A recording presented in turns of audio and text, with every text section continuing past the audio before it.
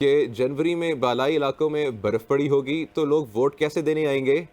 ये तो बड़ा बड़ा मुश्किल मसला हो जाएगा। ये तो एक इतना सीरियस इशू है कि इस पे तो मैं समझता हूँ ऑल पार्टीज कॉन्फ्रेंस बुलानी चाहिए कि बर्फ़ पड़ी होगी तो उसका कैसे हल निकालेंगे, तो वोट कैसे देने आएंगे लोग।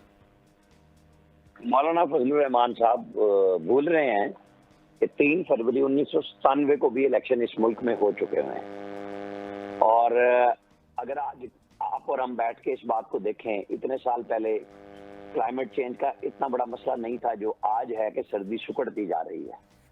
97 में ज्यादा सर्दी थी, बर्फबारी ज्यादा थी, जो अब बहुत कम हो चुकी भी है। और अगर उस वक्त इलेक्शन हो सकते हैं तो आज क्यों नहीं हो सकते। ये बिल्कुल एक गपशप की हद तक मान लें बात के सर्दियां होंगी और फलां होगा। वैसे भी इलेक्शन कमीशन ने कहा है कि हम जनवरी के आखिर में कराएंगे।